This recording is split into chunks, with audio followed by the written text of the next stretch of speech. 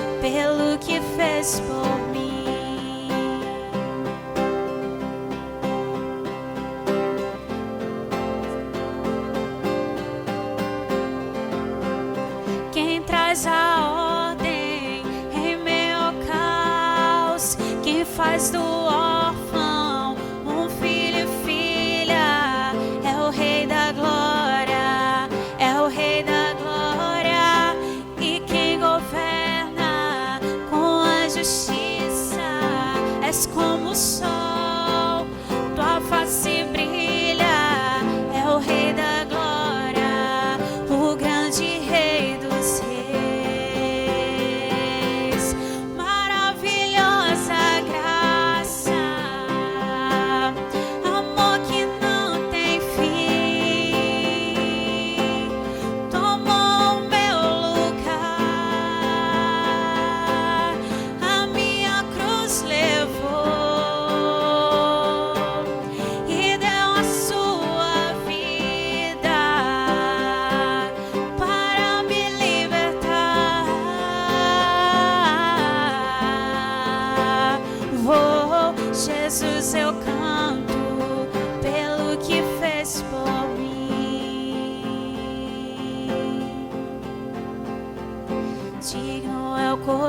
Cordeiro de Deus. Digno é o Rei que a morte venceu. Digno é o Cordeiro de Deus. Digno é o Rei que a morte venceu. Digno é o Cordeiro de Deus. Digno é o Rei que a morte venceu. Digno é o Cordeiro de Deus. Digno é o Rei que a morte venceu. Maravilhosa graça, amor que não tem fim, tomou o meu lugar, a minha cruz levou e deu a sua vida para me libertar. Oh, Jesus, eu canto pelo que fez por mim. Glória a Deus.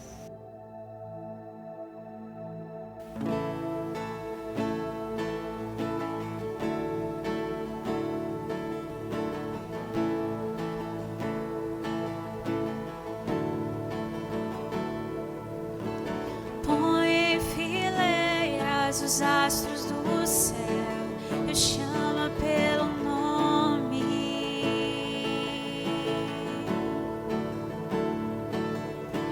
Diz ao mar a que te detenhas, dá forma aos montes.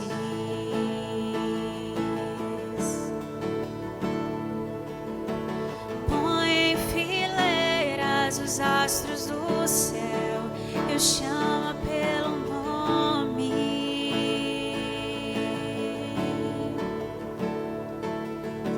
Diz ao mar a que te detenhas, dá forma aos montes. Soprou em minhas narinas a vida que devo a Ele. Sonhou pra mim um sonho tão lindo, vivo pra Ele. O que fazer diante de um Deus tão glorioso? O que dizer com palavras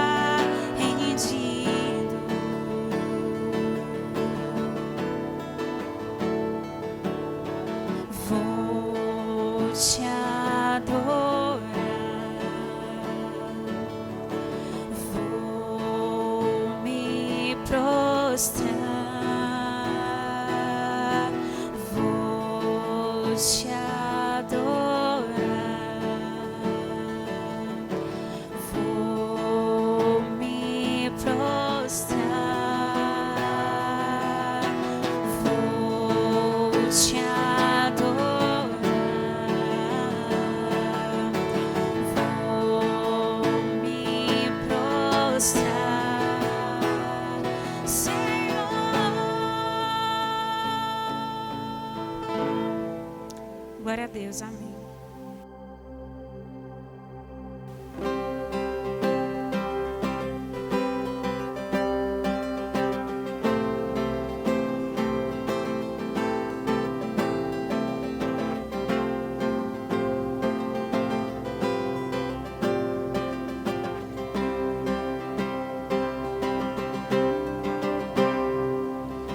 Pai,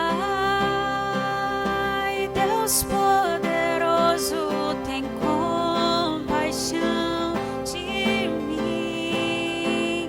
Preciso da tua graça abundante aqui. Quebra o meu coração e salva-me de mim. Faz-me bem-aventurado em ti.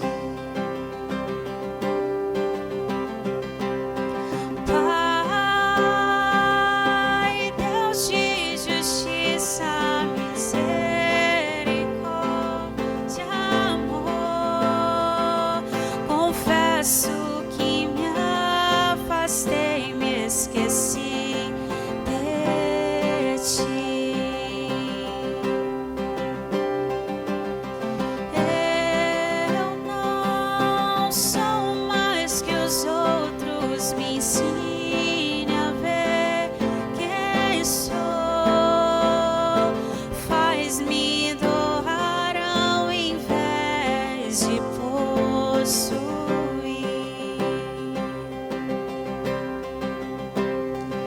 Esvazia o meu ego, enche-me de ti.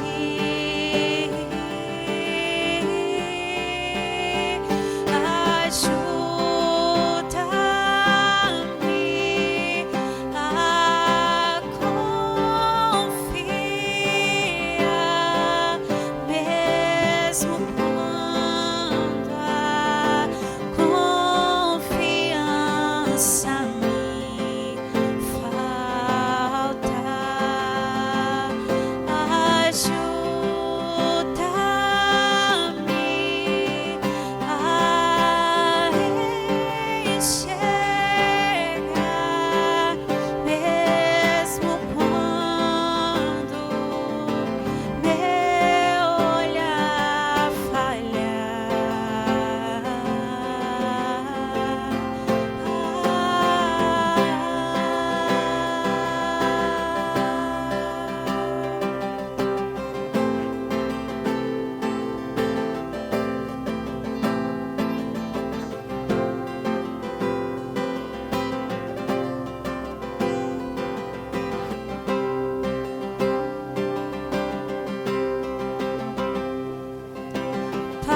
Pai, Deus de justiça, misericórdia, amor, confesso que me afastei, me esqueci de ti. Eu não sou mais que os outros, me ensine a ver quem sou. Faz-me doar ao invés de possuir.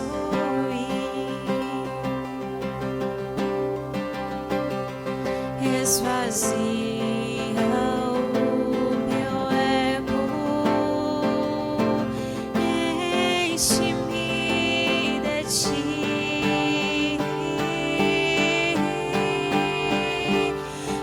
Ajuda-me a confiar, mesmo quando a confiança me falta. Ajuda-me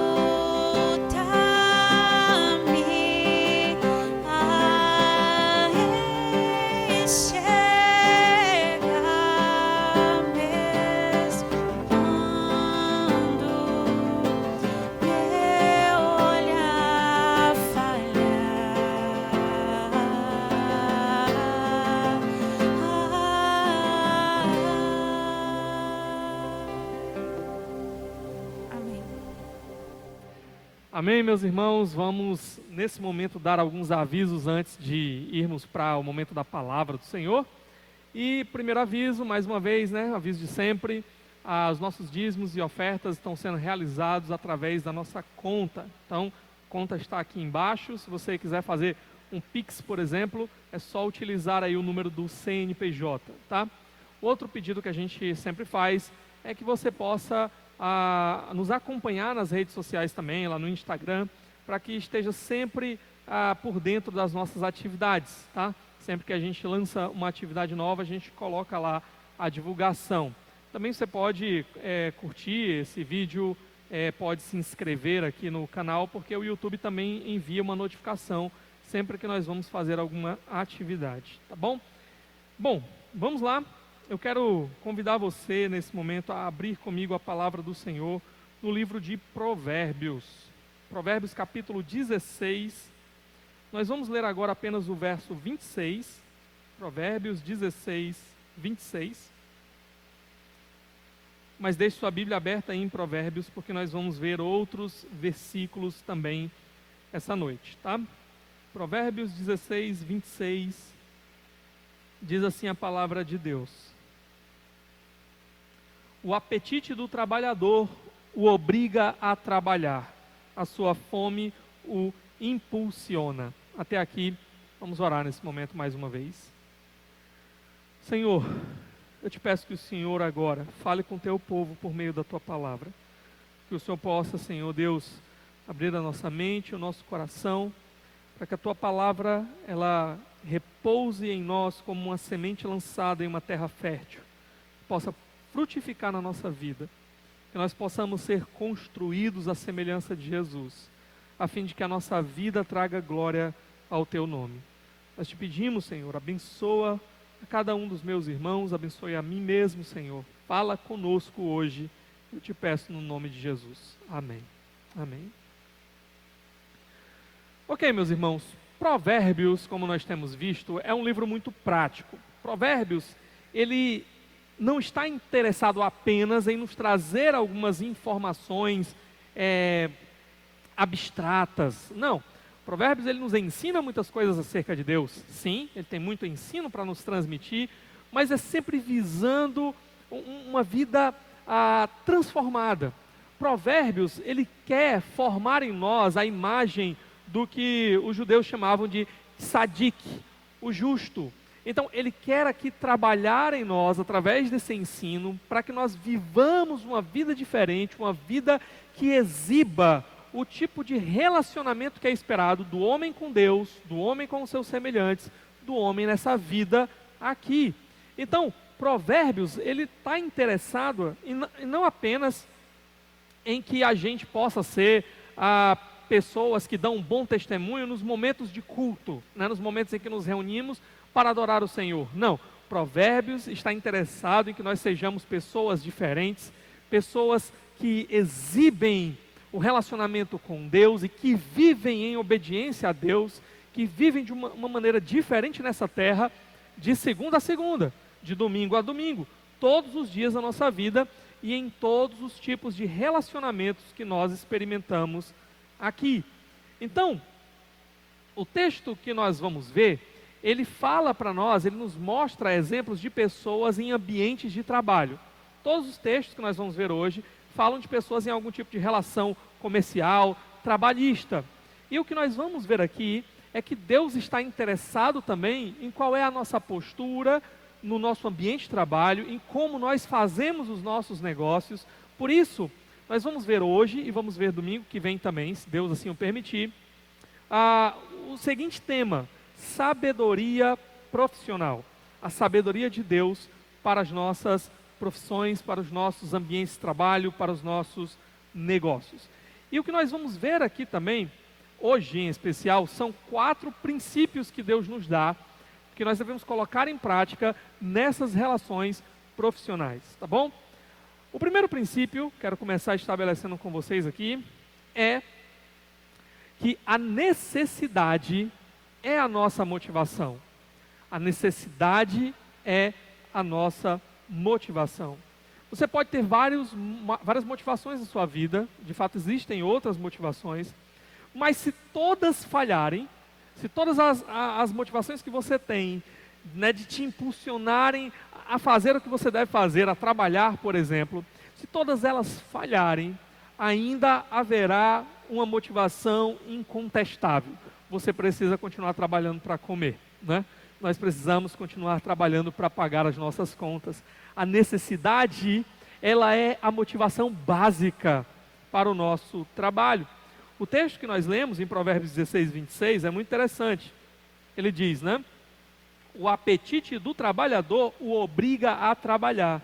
A sua fome o impulsiona. Literalmente, esse texto ele diz assim, que uma pessoa, ela realiza o trabalho que ela faz, né? Ela desempenha esse trabalho, porque a sua boca o pressiona. Literalmente seria isso. É como se a boca estivesse dizendo para ele o seguinte: olha, eu preciso comer. Vamos, trabalhe, me dê alguma coisa para comer. Eu preciso comer. Você precisa se virar para me alimentar. Então, a necessidade é o combustível para o nosso trabalho. A necessidade, o que eu estou falando aqui de necessidade, né? Bem óbvio. A necessidade é falta de algo, certo? Então, nós trabalhamos porque nos falta algo. E nós estamos em busca desse algo. Por exemplo, já falamos aqui, né? Você trabalha porque lhe falta comida. Você precisa comer. Todo mês você precisa fazer o seu mercantil, né? Precisa arrumar alimento para você. Então, por isso você trabalha. Você trabalha porque você precisa pagar as suas contas, senão vão cortar sua água, sua luz, seja lá o que você precisa. Você trabalha, às vezes, por uma questão de propósito, né? Você sente a necessidade de realizar algo. Você tem um propósito que você ainda não alcançou e por isso você trabalha. Você tem essa necessidade. Até mesmo por satisfação. Há coisas que você precisa fazer que preenchem você com um tipo de satisfação. Então você trabalha para preencher essa necessidade de satisfação. O fato é que as grandes invenções que nós conhecemos, que chegaram às nossas mãos, elas foram motivadas por algum tipo de necessidade. Desde a invenção da roda, né? Desde a invenção de instrumentos agrícolas, as mais básicas invenções, até as maiores descobertas, elas foram motivadas porque o homem estava com algum tipo de necessidade. Então, geralmente o que acontece é, surge um problema que produz uma necessidade e o homem então ele tenta inventar, ele corre atrás, ele luta, ele trabalha, ele faz alguma coisa para suprir essa necessidade. Por exemplo, no passado os homens precisavam caçar, certo? E aí o que eles faziam? Eles iam sair no tapa com o animal, né? Eu preciso comer, ali aquele animal ele vai me servir de alimento. Então eu vou lá, né, e vou lutar com o animal para que eu possa comer. Não, eles inventaram armadilhas, eles inventaram algum tipo de arma para que eles pudessem caçar aqueles animais que muitas vezes eram mais fortes do que ele, e assim ele pudesse se alimentar. Então, a necessidade de alimento foi a motivação para a construção desses tipos de instrumentos, né? Ou vou ter que plantar para poder adquirir mais alimento. Então, como é que eu faço? É muito difícil fazer isso com as minhas próprias mãos. Então, começa a pensar aí na manipulação da pedra, do pau, até mesmo depois do ferro, né, de alguma coisa assim, para construir esses instrumentos agrícolas para que ele pudesse, então, vencer essa necessidade, tá? Então, todos nós vamos enfrentar algum tipo de necessidade na nossa vida. E aí nós temos duas escolhas. A primeira delas é ficar parado.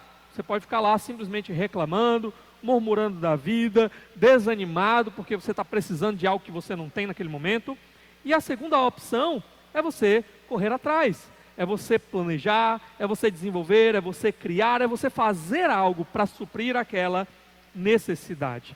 A pergunta então é, o que está faltando na sua vida? Qual a necessidade que você experimenta no momento? E o que é que você tem feito diante dessas necessidades? O que é que você tem feito, tá? Será que você tem pelo menos orado? A gente começa por aí, né? Porque nós reconhecemos que no final das contas, aquele que supre todas as nossas necessidades, que nos dá o pão nosso de cada dia, é o Senhor nosso Deus. É Ele que nos dá criatividade, é Ele que nos dá saúde para realizarmos, para trabalharmos. Então você tem pelo menos orado para que Deus supra as suas necessidades? Só que tem um outro extremo, né?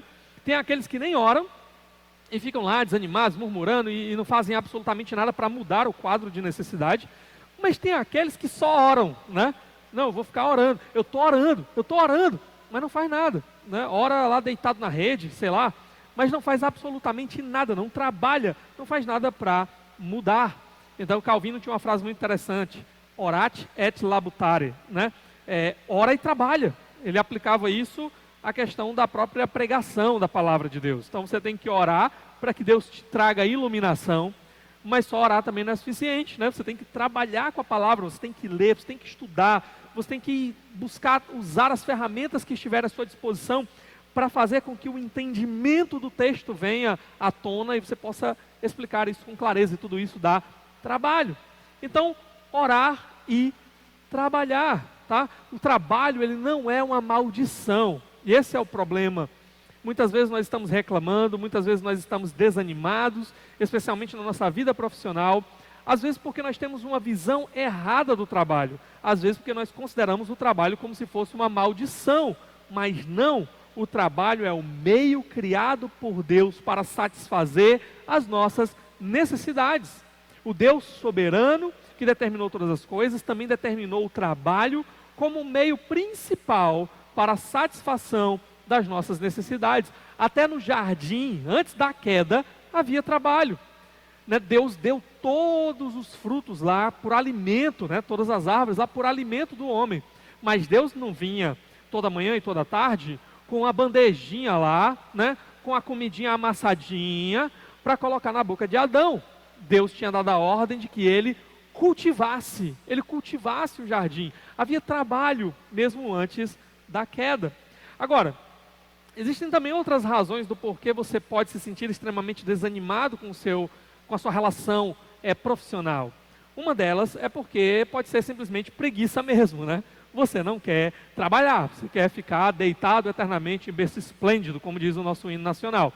Então, realmente, não tem o que ser feito aí para mudar o seu relacionamento com o trabalho, senão te exortar a ter coragem, né? A se levantar, a não se entregar à preguiça e fazer alguma coisa. Mas a segunda razão é porque você pode não se identificar com o tipo de atividade que você está desenvolvendo. Então você está numa determinada profissão, você está realizando um determinado trabalho, mas você está desanimado, infeliz com aquilo, porque você não se identifica com aquilo que você faz. Você faz por necessidade, você faz porque precisa comer, você faz porque precisa pagar as contas, né? E não se identifica. Bom, existem momentos na nossa vida em que a gente realmente tem que pegar o que vier na frente, né? Tem que pegar o trabalho que aparecer. Então, no momento de extrema necessidade, a gente não pode ficar de braços cruzados, a gente tem que correr atrás. Perdi o meu emprego, estou lá procurando um emprego em alguma empresa, mas não estou conseguindo, eu tenho que correr atrás, eu vou, sei lá, vender cachorro-quente na praça. Eu tenho que fazer alguma coisa, porque eu preciso continuar comendo, eu preciso continuar pagando as minhas contas. Mas o que eu quero dizer para você é que você não precisa ficar estagnado num tipo de profissão onde você não utiliza os dons que Deus te deu, e por isso mesmo você não encontra satisfação. Sabe, todos nós recebemos de Deus dons, habilidades, para desempenharmos algum papel aqui nesse mundo, para fazermos alguma coisa que traga glória a Deus nesse mundo. Então, o problema é que muitas vezes nós não estamos usando esses dons. Sabe, tem aquelas coisas que você faz que te traz prazer, que você faz e sabe que faz bem feito, e por isso mesmo te traz prazer, que você consegue inclusive conquistar o reconhecimento das pessoas por aquilo que você faz, porque você tem dom, você tem habilidade para fazer aquilo. O ponto é que talvez você deveria investir nisso. E eu não estou dizendo aqui que você deve hoje sair do seu emprego e já investir nisso, porque às vezes não é tão fácil assim, tá?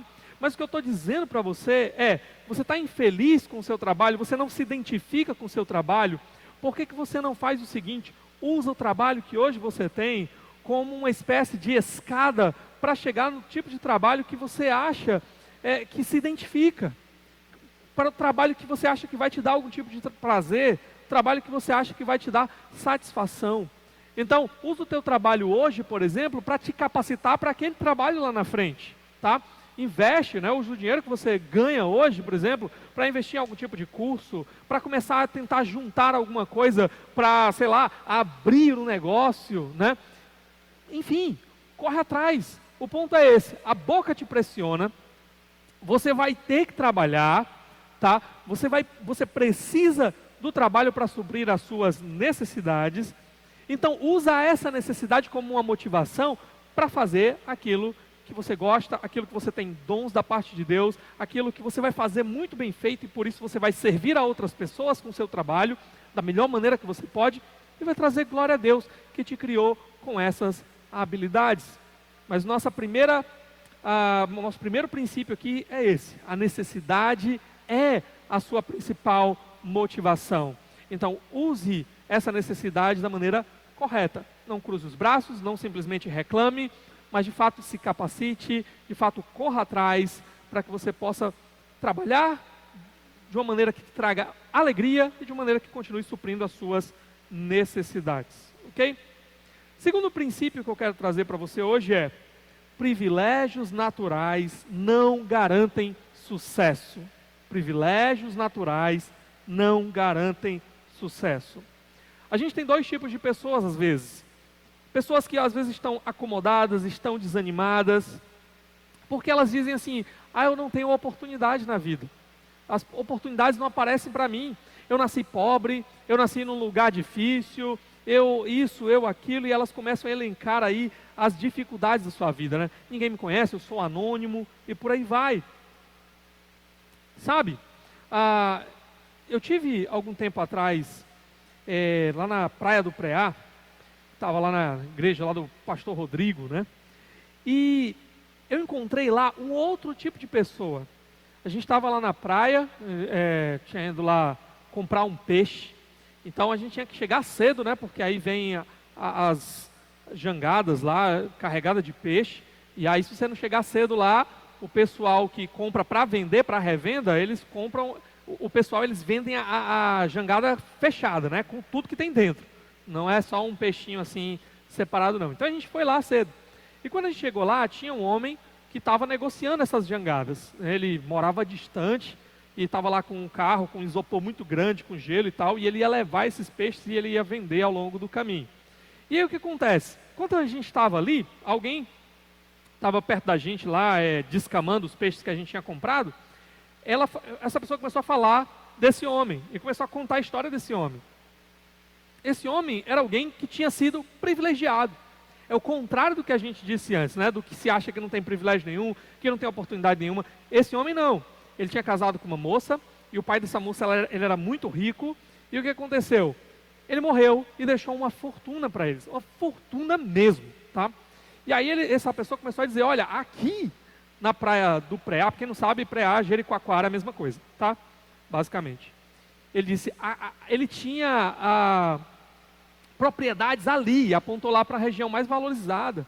Esse cara vinha para cá e ele fazia festas e ele esbanjava, né? Era com tudo do melhor, né? Do mais luxuoso. E não só aqui, em vários outros lugares, e tinha propriedades e tudo mais. O que foi que aconteceu? Esse cara perdeu tudo. Esse cara jogou tudo na lama, porque ele não soube administrar, né? Ele simplesmente foi consumindo, como se o dinheiro nunca fosse acabar, e esbanjando nos prazeres, nas festas, nas farras, até que o dinheiro acabou. Naquela ocasião ele já estava se recuperando, né? Já tinha pelo menos um trabalho, estava lá vendendo peixes de cidade em cidade. Mas imagina esse homem, que teve tudo, né? Que tinha do melhor, agora ele tendo que lutar, um trabalho digno, tá? Mas com certeza um trabalho bem diferente do que ele estava acostumado, simplesmente porque ele foi privilegiado, mas ele não teve sabedoria de como usar aqueles privilégios que ele teve. Então nós temos esses dois tipos de pessoa. Para dizer para você que privilégio não garante sucesso. Privilégio não garante. Eu quero mostrar um outro texto aqui para você, em Provérbios 17, verso 2. Olha comigo aí, Provérbios 17, 2. O servo sábio dominará sobre o filho de conduta vergonhosa e participará da herança como um dos irmãos. Olha o contraste aqui. Você tem um servo sábio Contrastado com quem? O servo, um escravo, tá? Um escravo, só que ele é sábio. Contrastado com um filho, com um herdeiro. Só que esse herdeiro, ele é apresentado aqui como alguém que traz vergonha. Ele tem uma conduta vergonhosa. Quem é que governa aqui? É o servo? É o escravo? Ou é o filho? Ou é o herdeiro? O dono, né? Vai assumir o lugar de seu pai como dono da propriedade. O texto nos diz que o servo sábio, ele domina. O servo sábio dominará sobre o filho de conduta vergonhosa. E até participará da herança, como se fosse um dos irmãos. Por causa do quê? Por causa da sua sabedoria e por causa do seu trabalho dedicado. Por causa disso, ele conquista uma posição melhor. Ele conquista uma posição aqui de sucesso dentro da sua relação trabalhista. Então, privilégios não garantem sucesso. Há, infelizmente, muitos talentos desperdiçados. Quantas pessoas, como eu já falei, né, herdaram fortunas e jogaram fora? Ou quantas pessoas nasceram numa posição privilegiada, mas não souberam utilizar aquilo para o bem? Quantas pessoas, inclusive, são extremamente inteligentes, extremamente dotadas, mas não usam, não fazem um bom uso, descansam no que já possuem e não utilizam aquilo para o melhor, não utilizam aquilo para fazer algo melhor, né? Então, privilégio não garante sucesso. A fórmula das Escrituras para nós é trabalho duro mais sabedoria.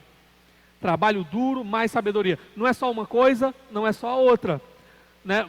Se você tem sabedoria, é claro que você vai entender que precisa trabalhar duro.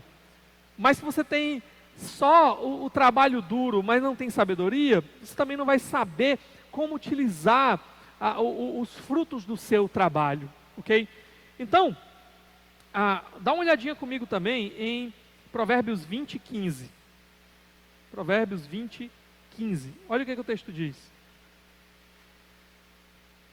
Mesmo onde há ouro e rubis em grande quantidade, os lábios que transmitem conhecimento são uma rara preciosidade. Conhecimento, sabedoria também, né?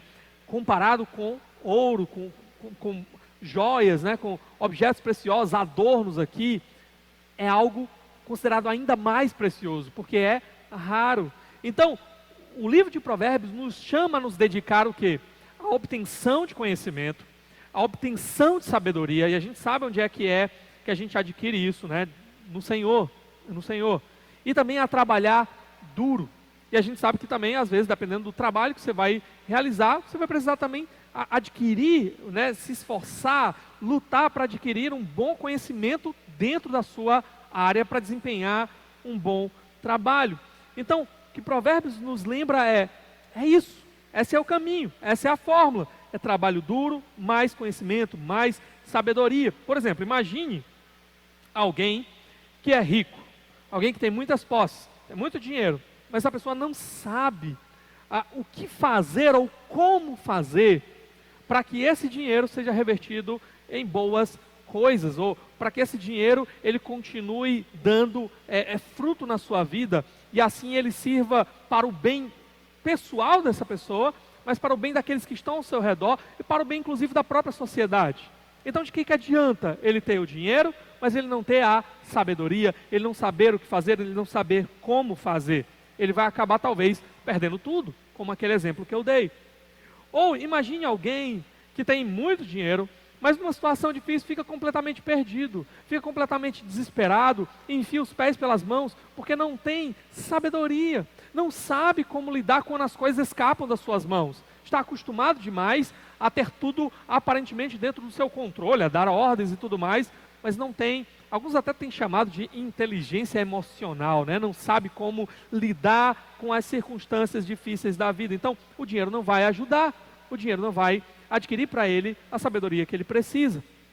Então a sabedoria também, olha uma outra coisa que o provérbio nos ensina. Capítulo 28, verso 11. Capítulo 28, 11. Olha aqui. O rico pode até se julgar sábio, mas o pobre que tem discernimento o conhece a fundo. A sabedoria, ela vai te ajudar aqui a não cair nas armadilhas de que tem mais poder do que você, que tem mais dinheiro do que você, e que pode assim tentar de alguma forma te manipular e te explorar. Então ele diz aqui, ó, o cara que tem muito dinheiro, ele às vezes porque ele consegue adquirir coisas que ele quer, e ele dá ordem em muitas pessoas, ele pode achar que ele é um cara sábio, e que ele vai conseguir manipular todo mundo, e ele vai conseguir dominar sobre todo mundo. Ele diz, mas o pobre, que tem sabedoria, que tem discernimento, ele saca qual é a daquele cara, e ele não cai nas armadilhas dele. Ele não se deixa enredar ali, ele não se deixa explorar por aquela pessoa, embora aquela pessoa tenha mais dinheiro do que ele.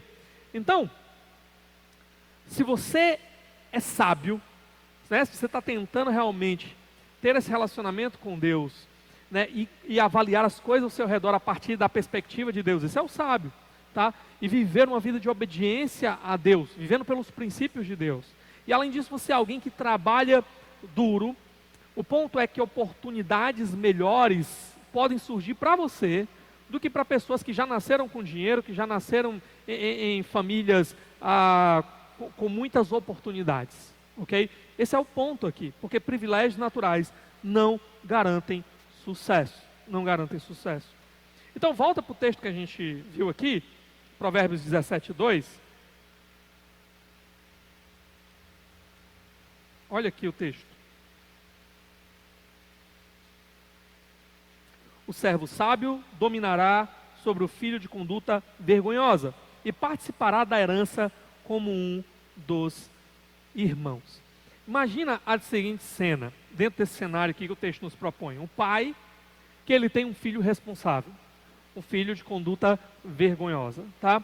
E desse pai, ele tem uma condição financeira muito boa, ele tem uma empresa, certo?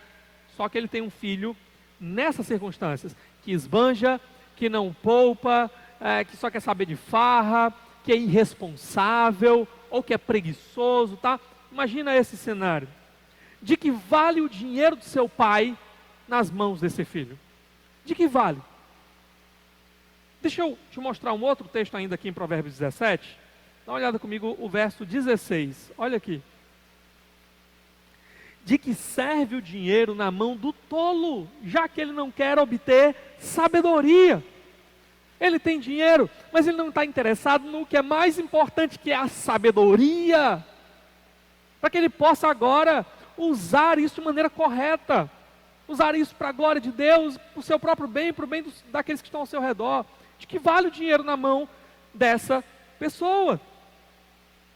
Essa pessoa, esse tipo de filho aqui, quando ele for assumir os negócios do seu pai, ele vai ser, na verdade, um perigo para esses negócios. Deixa eu te mostrar outro texto aqui de Provérbios interessante.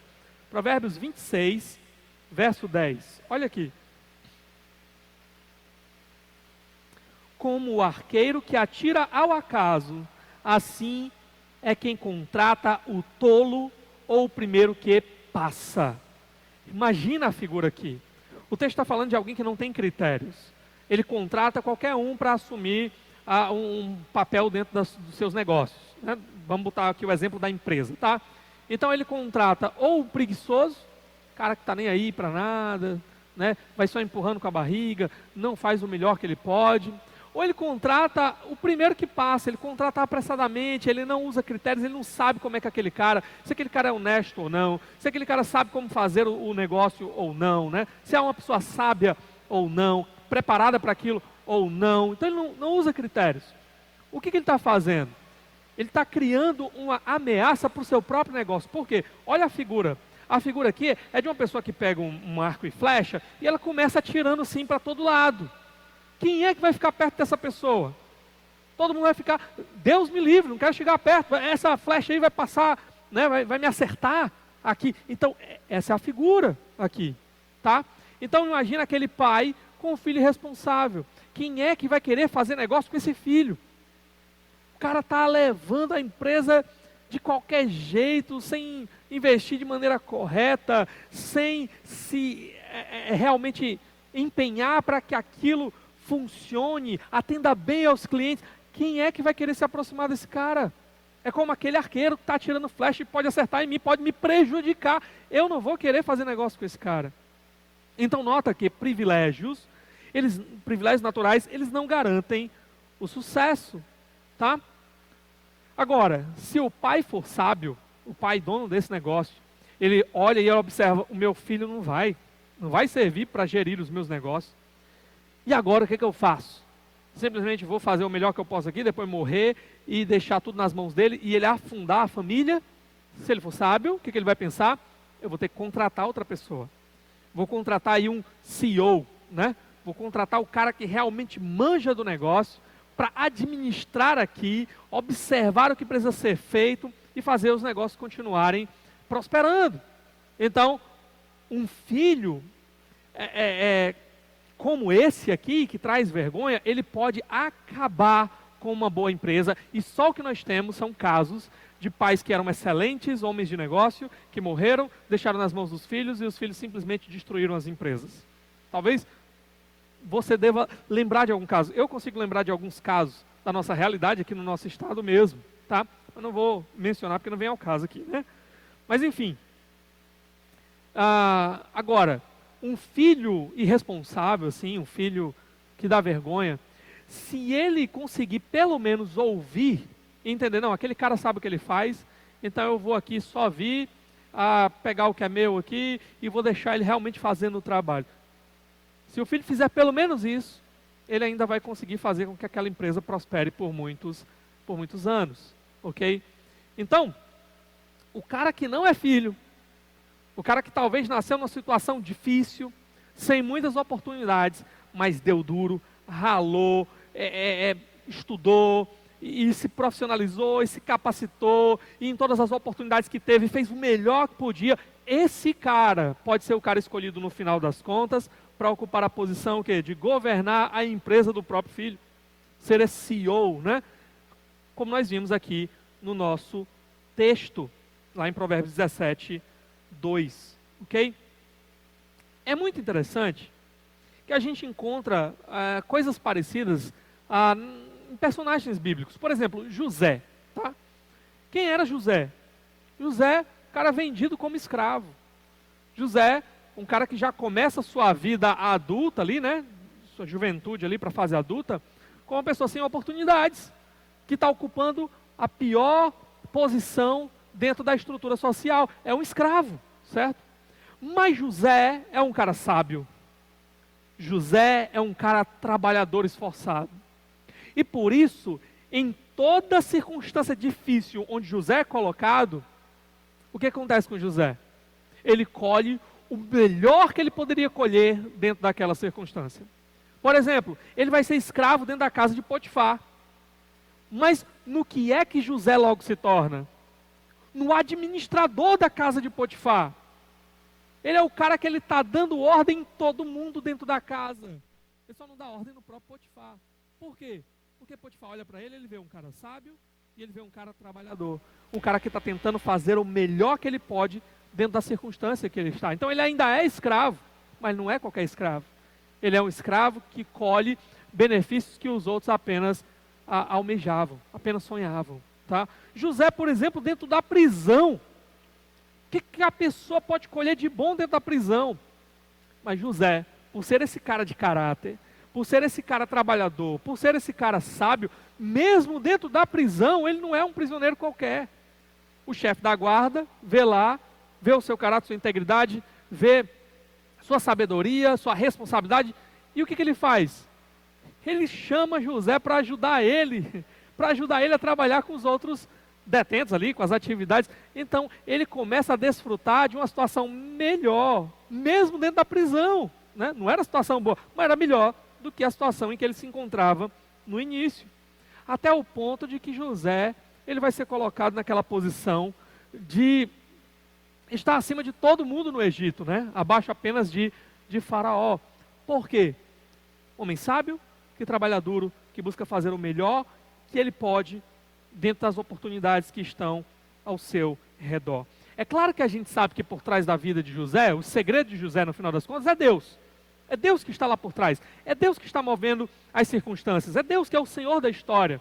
E Ele está fazendo tudo se encaixando para o bem do seu próprio povo, né? José vai se tornar esse príncipe do Egito, para quê, né? Esse vice-regente do Egito, para quê? Para que a família da aliança de Deus, né?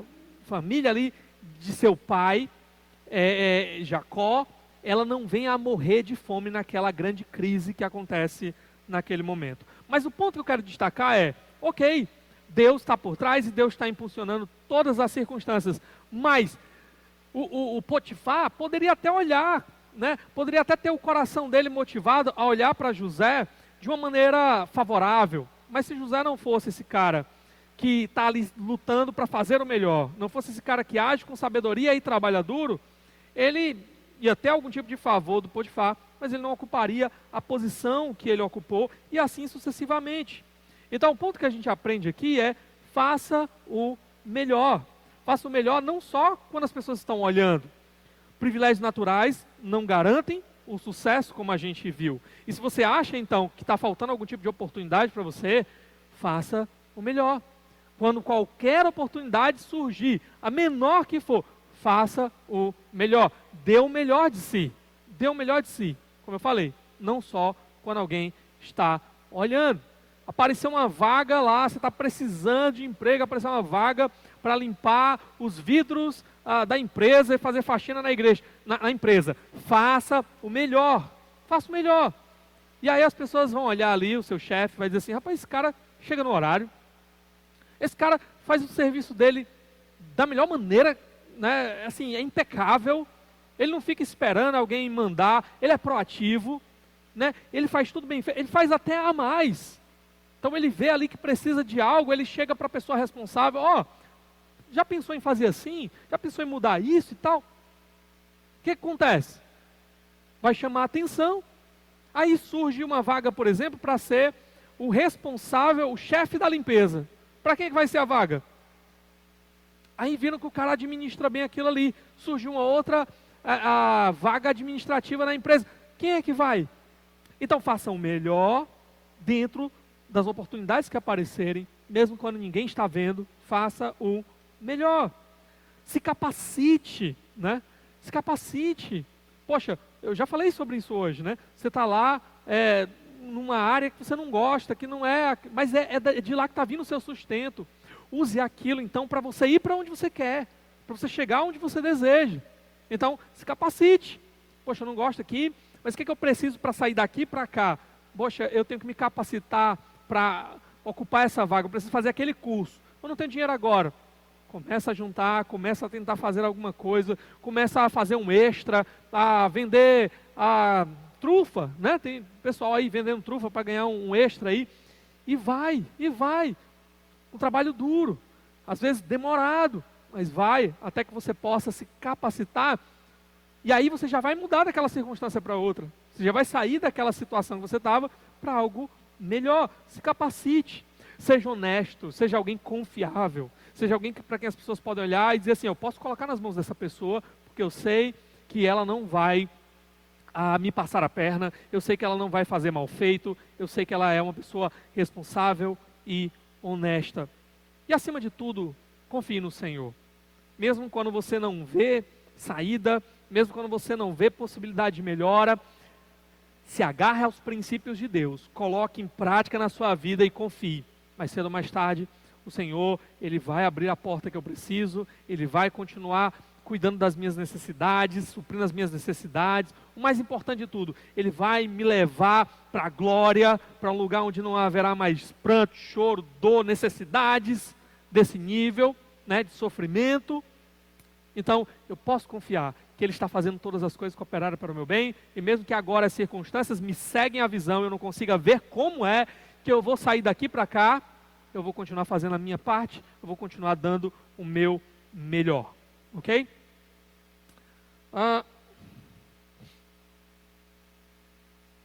Terceiro princípio aqui, que eu quero trazer para vocês, é saiba o seu lugar. Saiba o seu lugar. Sabe aquele ditado? Não coloque a carroça na frente dos bois? Pronto, esse é o princípio aqui. Respeite os processos.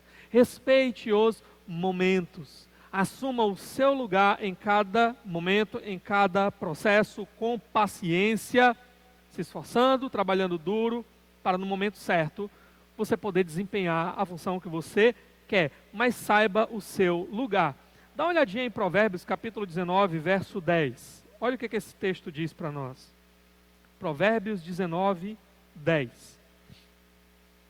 Não fica bem o tolo viver no luxo, quanto pior é o servo dominar príncipes. O que o texto está dizendo para nós aqui? Não fica bem.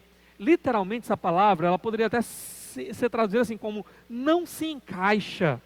Não se encaixa, não é apropriado, não é correto, não está no lugar certo. O que não está no lugar certo aqui? Ele fala, o tolo no luxo, o escravo dando ordem nos patrões. Basicamente essa é a ideia aqui. Então, imagina alguém que é tolo, mas que está lá gozando do bom e do melhor, né?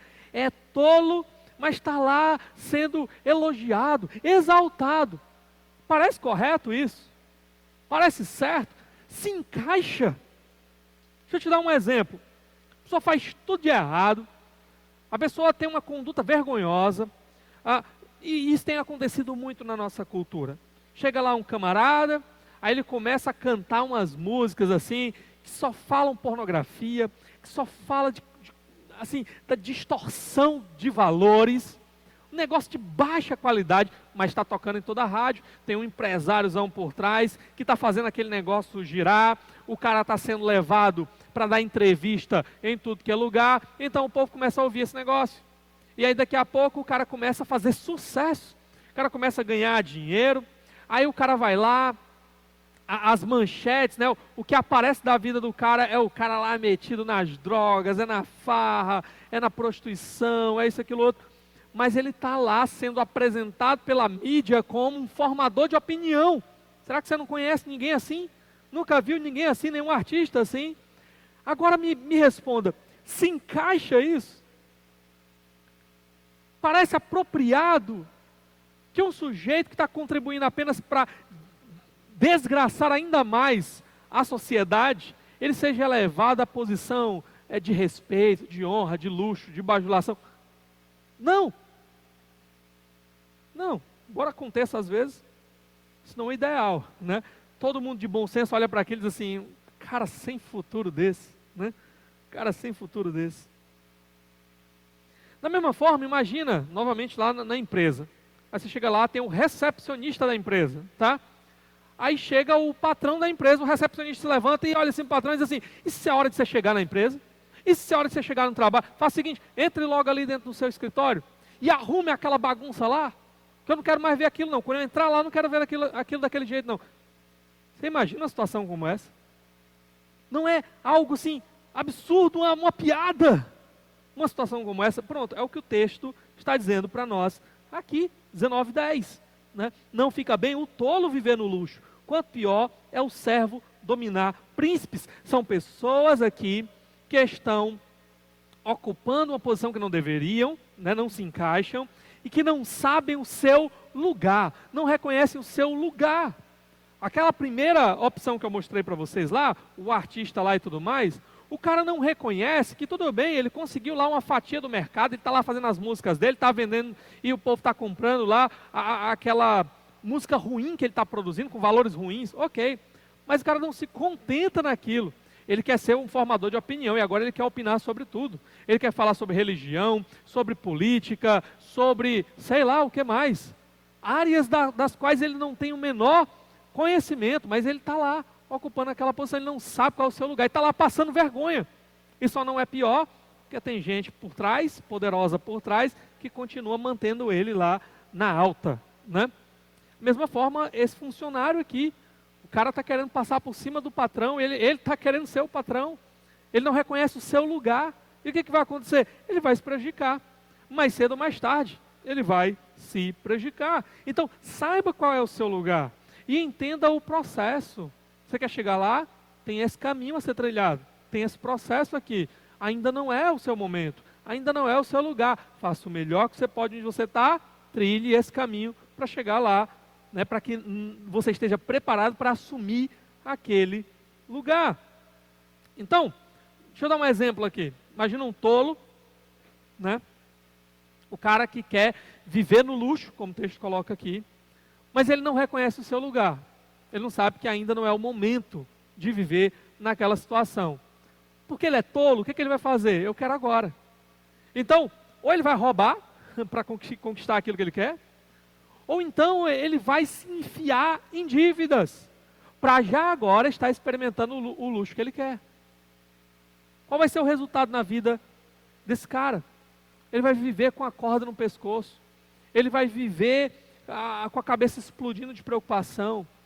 Ele vai viver correndo das pessoas a quem ele deve, né? Fugindo dos cobradores.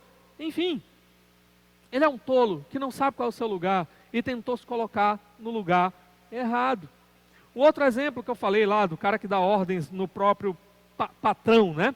Por que ele faz isso? Sei lá, o cara briga com o patrão dele lá e trata mal e tudo mais. Por quê? Porque talvez ele ache que o patrão dele, embora esteja naquela posição, é inferior a ele, é menos inteligente do que ele, menos capacitado, não sei. O que esse cara vai conquistar? Porque ele não sabe o lugar dele, ele quer se colocar acima do seu próprio patrão. O que ele vai conquistar? Desemprego. O patrão vai chegar para ele, como é? Você está falando com quem? Tá? Passa ali no RH, né? Passa ali no RH, tchau. Então, deixa eu até mostrar aqui um outro texto para vocês de Provérbios. Provérbios 27, 18. Olha aqui, Provérbios 27, 18. Quem cuida de uma figueira, comerá de seu fruto. E quem trata bem o seu senhor, receberá tratamento de honra, né? Esse texto, basicamente, o que ele está ensinando para a gente é aquela velha máxima, né? De que você colhe aquilo que você planta, ok? Então, você tem lá uma figueira lá, você quer comer figo, o que você vai fazer? Você aduba, você rega, você cuida dela, para que você possa colher o fruto dela. Da mesma forma lá, na sua posição, dentro da empresa lá que você trabalha. Você quer então ser promovido, você quer melhorar dentro da empresa. Aí você vai ficar falando mal do patrão, xingando o patrão, brigando com o patrão. Não, você vai ser o melhor funcionário que você pode, né? Você vai plantar isso para que você possa colher depois o que? Honra, opções melhores, né? Oportunidades melhores. Então essa é a ideia aqui. Você saiba o seu lugar e faça o melhor dentro daquilo que está nas suas mãos para fazer, para que você possa depois colher também resultados melhores, tá? A gente pode aplicar isso daqui até para outras áreas da nossa vida. Imagina, por exemplo, a pessoa que quer ter um filho, mas não quer casar. Então ela não entendeu ainda o seu lugar, ela não entendeu o processo das coisas. O que vai acontecer? Vai dar ruim. Então a pessoa vai lá, engravida, por exemplo, mas ela não casou. E agora? Ela vai criar o filho sozinha, né? Porque, não, o pai chega lá e diz, não, mas eu vou ajudar com a pensão, né? Eu vou reconhecer o filho. Ok, mas e aí? Você acha que com a pensão dá para você sustentar a sua casa, beleza? E cuidar do seu filho e tudo mais, do jeito que você deveria? Na maioria das vezes, não. Na maioria das vezes, não. A pensão, acho que não sei se é 30% do que a pessoa ganha. A não sei que a pessoa seja um milionário, bilionário, né? Mas não sendo. Aí o que vai acontecer com a pessoa lá? Ela não viu qual era o seu lugar, ela não viu qual era o processo. Eu quero ter um filho, eu preciso me casar, construir uma família estável, para que eu possa ter os meus filhos, assim a gente possa realmente cuidar daquela criança. Não, quero só ter o filho. Aí agora ela vai ter que viver longe do filho, porque alguém tem que trabalhar para sustentar o menino, e outra pessoa vai ter que criar o filho dela no lugar dela. Simplesmente porque ela não entendeu qual era o seu lugar, ela não entendeu quais eram os processos, ok? Da mesma forma, o cara quer casar. Rapaz lá, a moça, vão lá, nós queremos casar. Ok, mas e você está trabalhando de quê? Não, eu estou só estudando, né? Não, eu ainda não estou trabalhando não, mas depois que eu casar... A pessoa não entendeu qual é o seu lugar, ela não entendeu como é que funcionam as coisas, não entendeu os processos. Ela está colocando a carroça na frente dos bois e ela vai colher o quê? Prejuízo. Dá uma olhadinha em outro texto aqui em Provérbios, capítulo 24, verso 27. Provérbios 24, 27. Olha o que o texto diz. Termine primeiro o seu trabalho a céu aberto. Deixe pronta a sua lavoura. Depois, constitua a família. O que ele está dizendo aqui? Primeiro você vai lá e faz o trabalho. Primeiro você vai lá e arruma um trabalho, uma profissão que vai trazer algum tipo de sustento. Aí pronto, você tem agora, o seu campo está preparado, você tem o seu trabalho agora, então pronto, agora dá para ter uma família, porque você vai ter comida para botar dentro de casa. Você tem trabalho. Basicamente é essa a ideia aqui. Então, o que você precisa? Você precisa ser sábio.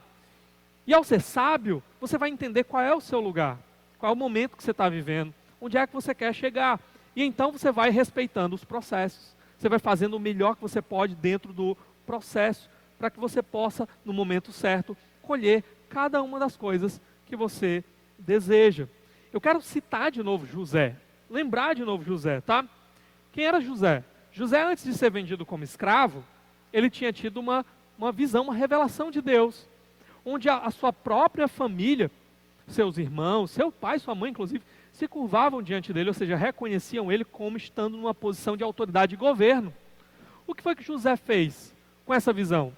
Ele simplesmente chegou e disse assim: espera aí, Deus me deu essa visão, não foi um sonho qualquer, foi uma visão, então vocês têm que agora já começar a me servir, já começar a me obedecer. Não, ele soube o seu lugar. Deus quer me levar para lá, eu ainda não cheguei lá, há um processo a ser percorrido, eu não posso então exigir que as pessoas já me tratem como aquilo que eu ainda não sou. Eu tenho que reconhecer o meu lugar. E José, a gente viu lá, né, o capítulo 19, verso 10 aqui de Provérbios, dizendo que também não fica bem, não se encaixa, né, o servo, o escravo dá ordem aos príncipes, certo? Mas José foi o escravo que deu ordem aos príncipes, ok? Né? E agora? Só que José primeiro passou pelo processo. Ele primeiro saiu da posição de escravo, para então poder dar ordem aos príncipes, ainda que ele tivesse uma revelação de que Deus o colocaria numa posição de autoridade e de governo, ok? Ele não atropelou o processo.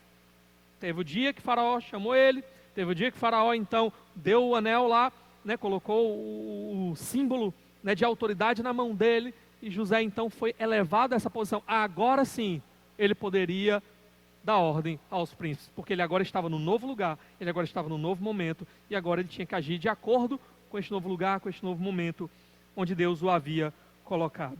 A gente pode até citar um outro exemplo da Bíblia, Davi. Davi foi escolhido para ser rei no lugar de Saul, que tinha pecado contra Deus. Ele foi ungido rei, mas Davi sabia que tinha um processo. Davi não colocou a carroça na frente dos bois. Davi sabia reconhecer qual era o seu lugar. E Davi teve muitas oportunidades, inclusive de matar Saul. Davi começou a ser perseguido por Saul, porque Saul sabia que Davi tinha sido apontado para ser aquele que iria tomar o seu lugar. Então ele tentou matar Davi muitas vezes, e Davi teve a chance. Saul foi colocado de bandeja nas mãos dele para matar Saul muitas vezes. O que Davi fez? Ele aguardou o processo. Ele não tentou encurtar, ele não tentou pegar um atalho indevido. Ele sabia, Deus colocou Saul aí, certo? Então Deus vai tirar Saul de lá. Eu não preciso sujar as minhas mãos de sangue. Eu não preciso fazer o que não é apropriado. Se Deus me quer naquela posição, naquele lugar, eu reconheço o meu lugar agora, e eu faço o melhor que eu posso, e eu vou andando um passo de cada vez dentro do processo, até chegar lá com honra, até chegar lá com a aprovação de Deus. Esse é o ponto aqui. Então, reconheça o seu lugar. Entenda que Deus, aquele que governa a história, é o mesmo que estabeleceu processos na vida. E esse processo da vida, essa ordem das coisas, é importante que a gente observe, que a gente entenda e que a gente siga essa ordem das coisas. Porque quando a gente ignora, quando a gente tenta deixar de lado, quando a gente tenta atropelar as coisas, atropelar os processos, tomar atalhos contrários à vontade de Deus, a gente sempre vai se dar mal no final. A gente sempre vai chegar num ponto onde a gente não queria, onde a gente não devia ter chegado, porque nós não observamos os processos de Deus. Agora, quarto e último princípio que eu quero compartilhar com você hoje sobre sabedoria profissional, sabedoria para a sua vida profissional, sua carreira, é o seguinte: saiba o valor das coisas. Saiba o valor das coisas. Dá uma olhadinha comigo, Provérbios 20. Provérbios 20, verso 14. Não vale isso, não vale isso, diz o comprador, mas quando se vai, gaba-se do bom negócio. O que nós temos aqui? Nós temos uma imagem aqui criada para nós de alguém pechinchando, alguém fazendo comércio, tá? Então a pessoa chega lá e diz: não presta, é ruim, né? Não vale esse preço, tá caro, e ela começa a negociar. E é interessante que o que o autor coloca para a gente é que o comprador, o cara que está lá pechinchando, ele sempre vai colocar o valor das coisas para baixo. Ele sempre vai fazer o máximo que ele puder, para quê? Para comprar o melhor produto pelo menor preço, certo? Então é isso que está acontecendo aqui. Ele quer comprar mais barato. Sabe aquele ditado popular que a gente diz assim: quem desdenha quer comprar? É isso aqui, né? O cara quer comprar, então ele começa a diminuir o preço, ele não mostra muito interesse, ele começa a mostrar o que ele puder de problema no produto, para que ele possa comprar o que ele quer, pelo preço mais barato, tá? Então, no final das contas, quando ele chega num preço ali que ele queria, né? Baixei o máximo que eu pude, daqui para baixo eu não consigo baixar mais do que isso, e eu quero mesmo esse produto. Então ele vai e compra, né? Compra lá meio sem interesse, que é para o dono ali, o vendedor não querer aumentar mais, né? Ele diz: tá bom, eu vou levar aí só porque estou precisando mesmo disso aí agora, só para lhe ajudar, né? Eu vou levar isso daí. E quando ele sai da frente do vendedor, como é que ele sai? Consegui, né? Comprei, ó, já o preço que eu paguei. Ele sai jubiloso, né? A figura, que é a palavra literalmente que ele usa, né, o autor aqui de Provérbios, é reluzente, né, sai brilhando, né, sai cheio de alegria dali, porque ele fez um excelente negócio. Agora, se o vendedor não sabe realmente o valor do seu produto, sabe o que vai acontecer? Sempre que passar um espertalhão, sempre que passar um cara bom, né, de negócio, ele vai vender num valor a menos do que o seu produto vale e vai acabar tendo prejuízo.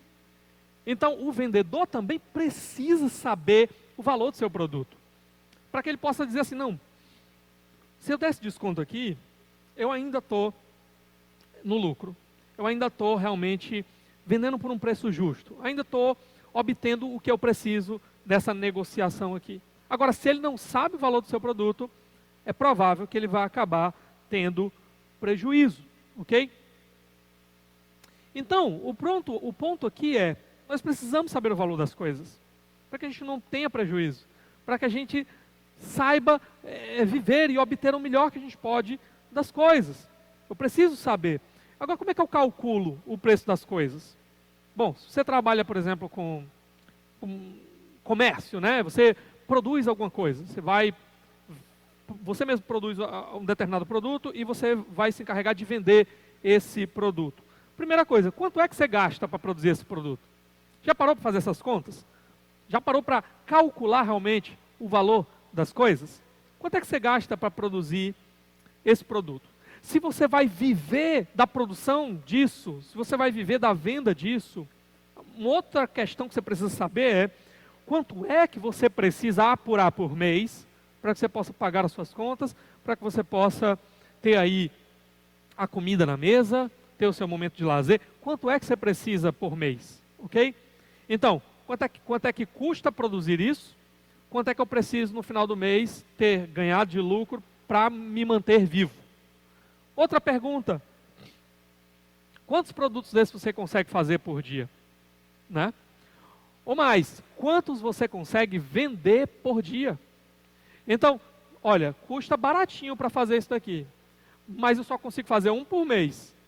Então, se você vender esse um por mês, tirando R$1 de lucro, você vai morrer de fome. Ou,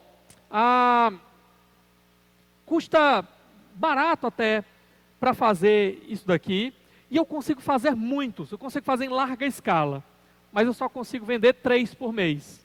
Opa, então se você só consegue vender 3 por mês, ou você vai ter que mudar de negócio, ou o valor desse produto vai ter que ficar mais caro, para que você possa sustentar a sua casa, a sua vida, a partir desse produto. E aí você vai ter que ver se tem pessoas interessadas em comprar e toda a lógica de mercado. Mas você precisa saber o valor das coisas para que você possa calcular se dá para viver daquela maneira, com aquele tipo de produto.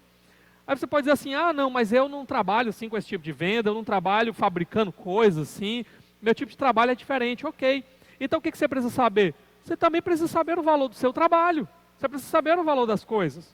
Você precisa saber quanto é que a sua hora de trabalho vale, por exemplo. Já parou para pensar nisso? Já fez essas contas? Como é que você calcula a sua hora de trabalho? Bom, qual é o valor que você tem, né? O seu lucro no final do mês? Qual é o valor que você ganha do seu salário?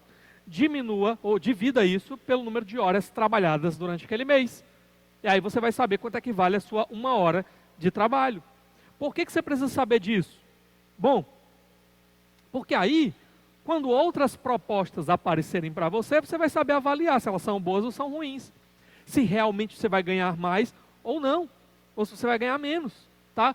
Quais são os benefícios que eu tenho nesse emprego, quais são os benefícios que eu tenho nesse? Isso também aumenta a minha hora de trabalho. Então a gente precisa saber o valor das coisas, para que a gente possa investir bem, para que a gente possa ter uma noção de que se dá para a gente sobreviver, até onde é que a gente pode andar com isso, quanto é que a gente pode crescer, onde é que a gente pode investir, a gente precisa saber o valor das coisas. Quanto é que você gasta com as coisas? Já parou para realmente saber o valor das coisas? Por exemplo, quanto é que você paga no seu Netflix, né? Quanto é que você paga lá no seu streaming? Já parou para pensar? Ah, não, pastor, eu pago, sei lá, R$ 39,90, nem lembro quanto é que está aí o Netflix, né? Mas vamos supor isso aí, pago R$ 40. Ok, R$ 40 por mês, você já calculou quanto é que dá isso no ano? Lá nos Estados Unidos eles têm essa prática, né? Eles não calculam o valor do salário deles por mês, eles calculam por ano, quanto é que eu ganho no ano? E aí eles calculam também as despesas deles por ano. Sabe por quê? É pouco, eu pago R$ 40 por mês aqui no meu Netflix, quanto é que dá isso no ano? Calcula aí. Tá? Calcula por 12, multiplica por 12. Às vezes tem uma coisa que você quer muito adquirir e você olha e diz assim, mas eu não tenho dinheiro para comprar isso, eu não tenho dinheiro para adquirir isso. Faz esse cálculo. Quanto é que você precisa por mês? Durante quantos meses? Para comprar isso que você quer? Será que se você tirasse o valor do Netflix durante 2 anos da sua vida, você não conseguiria adquirir? O que é mais importante para você? Olha aí, saiba o valor das coisas. O que vale mais para você? Isso que você quer adquirir ou ter o Netflix todo mês durante esse período? Então são contas simples que a gente tem que fazer, mas que às vezes a gente não para fazer. E por que é que a gente precisa saber o valor das coisas? Primeiro, para que a gente possa ser um bom administrador dos nossos recursos. Eu só vou saber administrar bem os meus recursos se eu sei o valor das coisas, se eu sei quanto custa cada coisa. Eu só vou saber fazer planos corretos sobre o que eu quero, onde é que eu quero chegar, o que é que eu quero adquirir, se eu souber o valor das coisas, se eu souber quanto eu preciso, de onde é que eu posso mover, tirar, né? Como é que eu posso investir. Então eu preciso saber o valor das coisas. E também para saber valorizar as coisas que eu adquiro. Sabe, muitas vezes, pessoas desperdiçam coisas porque elas não sabem o valor das coisas. Então, vou dar um exemplo aqui. Pessoas que desperdiçam comida, né? Então, você, sei lá, viveu a sua vida toda ganhando bem, aí você vai comer, aí você deixa, metade da comida que você coloca no prato, você deixa estragar, joga lá no lixo. Isso é um absurdo. Por quê? Porque quantas pessoas estão lá morrendo de fome? Por que você não colocou só o tanto que você come? Então você está desperdiçando comida. Comida que seria assim, algo imensurável, de valor imensurável para tanta gente no mundo. E você está simplesmente jogando fora, porque você não sabe o valor das coisas. Porque você não precisou realmente daquela comida, você não passou fome, aí você não sabe o valor, né, das coisas, da comida. Você dá um presente para o seu filho, um brinquedo, sei lá, alguma coisa, aí ele vai, pega aquilo ali e taca no chão. Às vezes foi uma coisa cara. Por quê? Porque ele não sabe o valor das coisas. Ele nunca teve que trabalhar um mês todinho para pagar uma parcela do brinquedo que ele ganhou. Sabe, lá em casa aconteceu algo assim parecido, né? Eu tinha um videogame lá, tenho ainda, né? Um PlayStation 2, é o novo, né? Pois é. Mais de 10 anos que eu tenho isso daí. E aí o que acontece? Né, tenho filhos pequenos, um de 6 anos, a outra de 2 anos. E aí o meu filho já está numa fase que dá para ele jogar, ele já tem alguma habilidade ali, ele gosta de jogar videogame. E aí eu fui lá, a gente deu lá o controle, compramos um controle de videogame, porque o controle já estava bem surrado, demos lá para ele jogar. O que ele fez? Quebrou o controle. Mas não quebrou assim sem querer, ele quebrou por falta de cuidado mesmo, de soltar o controle no chão, né, de roer o cabo do controle. Então o que a gente fez? Né? Ele não sabe o valor das coisas, ele precisa aprender o valor das coisas. Então o que eu fiz? Fui lá e comprei outro controle? Não.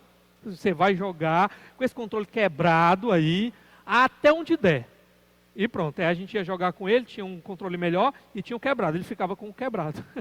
E aí ele tinha maior dificuldade para movimentar lá o personagem lá do jogo, mas ele ficou com o quebrado até o dia que o quebrado não prestou mais para nada. E quando ele reclamava, né, de vez em quando ele dizia assim, pai, esse controle é muito ruim, eu não consigo isso, aquilo, outro. Eu olhava para ele e dizia assim, ó, por que esse controle é ruim? Quem foi que fez esse controle ficar do jeito que ele está? Quem foi que não cuidou dele?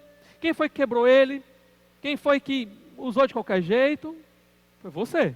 Então agora você está colhendo as consequências do que você fez. E nisso tudo, o que eu estava tentando ensinar para ele? O valor das coisas. É ruim a gente ter uma coisa, né, que não presta. Então quando eu tiver uma coisa melhor, eu tenho que ter cuidado com aquela coisa, porque é caro comprar. É difícil obter. Então ele passou um bocado de tempo com uma coisa ruim. Aí agora, o controle não prestava mais para nada, a gente comprou um controle novo. E agora ele está lá, né? Maior cuidado com o controle novo, coloca lá no lugarzinho certo o controle, tem o seu cuidado porque ele aprendeu. Que se ele quebrar, ele vai ficar sem. Que aquilo é caro, a gente não pode comprar toda hora, qualquer hora, né? Tem um valor aquilo ali. E ele precisa zelar pelas coisas. Sabe? Algumas pessoas, inclusive, trabalham com filhos, né, naquela questão da mesada. Por quê? Tem a maneira certa e a maneira errada, né? Simplesmente a mesada, você vai lá dar o dinheiro para o menino e ele gasta tudo, e quando ele quer de novo, ele chega lá e você dá de novo e dá de novo. Ele não aprende o valor das coisas. Mas às vezes é interessante trabalhar com mesada, no sentido de que, olha, o que você quer? Compre com o seu dinheiro. Guarde o dinheiro da sua mesada para você comprar aquilo, né, todo mês. Então ele vai ver que demora. Ele vai ver que é difícil. Ele vai ver que há uma luta naquilo. Ele vai aprender que tem que poupar. Então, em tudo isso, ele está aprendendo o quê? O valor das coisas.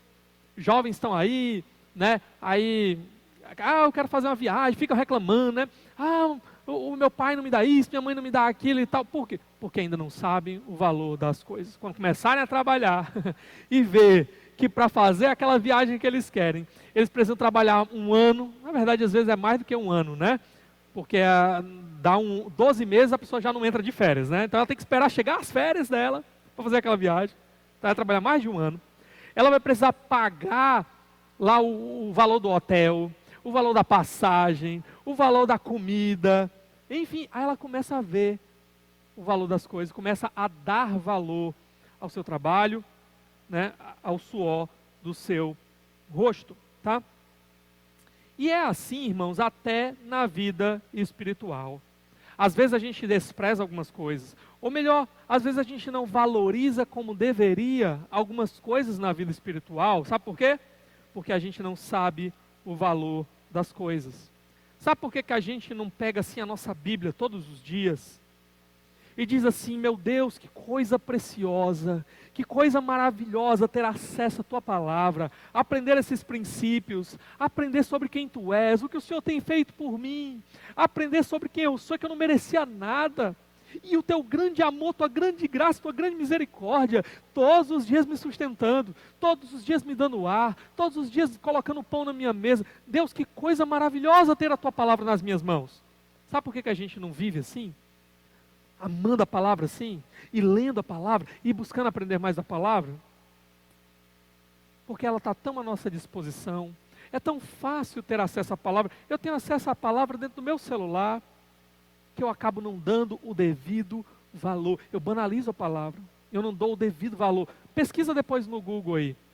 Povos, né, sei lá, recebendo a Bíblia pela primeira vez. Você vai encontrar gente lá na China, você vai encontrar gente lá na África, que nunca tinha tido uma Bíblia.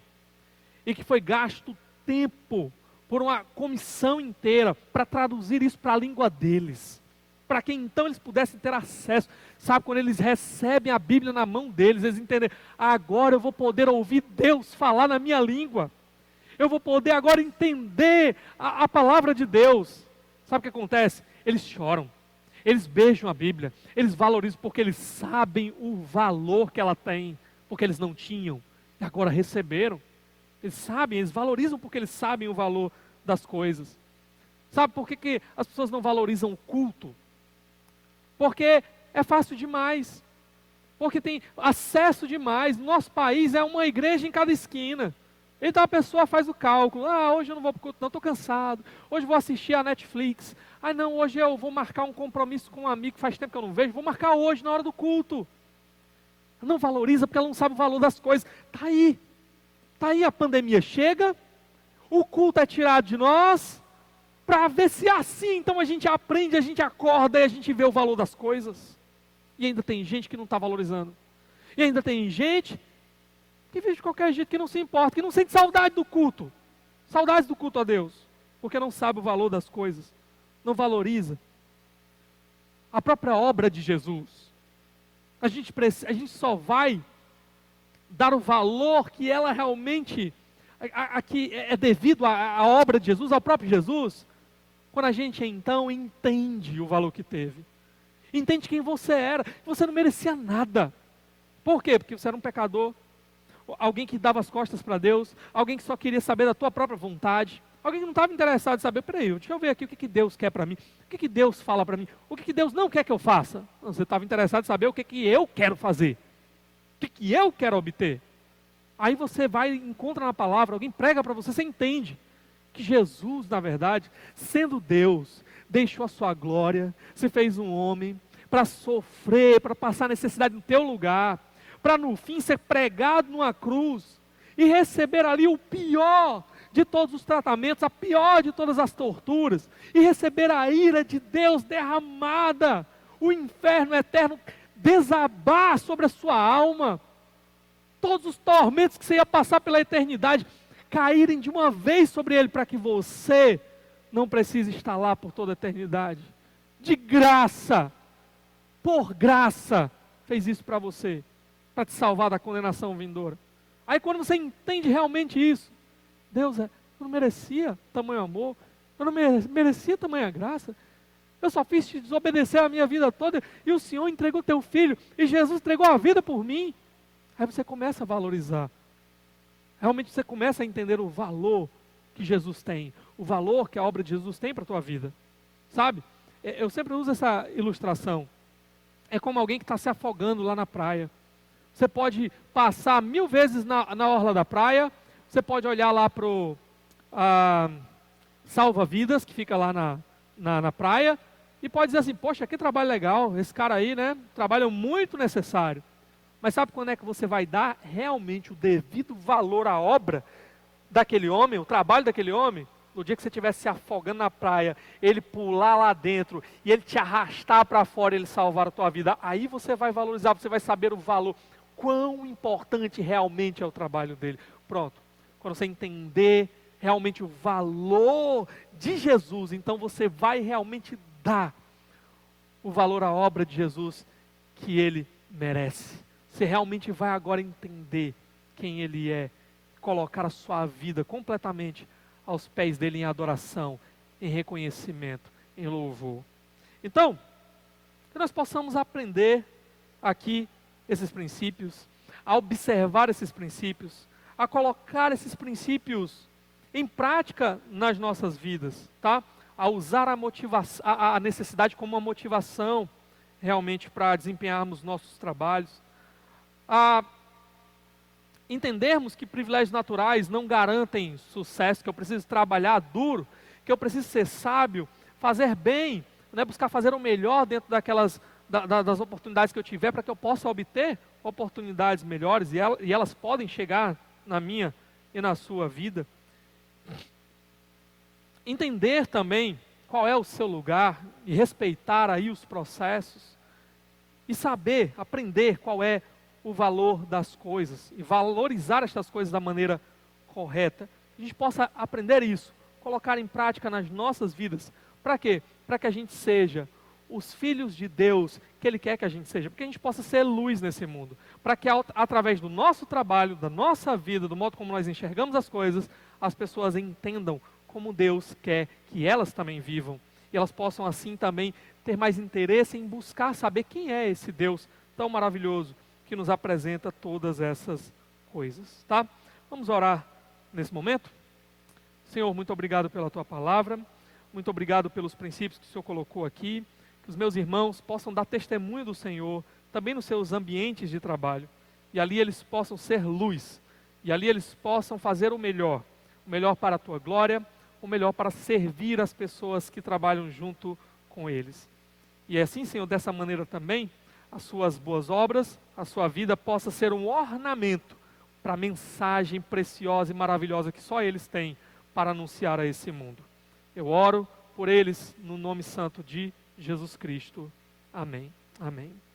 Amém, meus irmãos, que Deus abençoe a sua vida e continue orando, que logo nós possamos estar reunidos juntos, adorando o Senhor. As coisas estão aí aos pouquinhos, né? Começando a afrouxar, e nós já estamos nos planejando para logo tentarmos aí voltar às nossas atividades presenciais. Ore para que o Senhor nos dê sabedoria, ore para que Ele abra as portas, para que a gente possa se reunir com segurança e matar aquela saudade de estarmos juntos na presença do Senhor. Deus abençoe a sua vida. Até a próxima transmissão.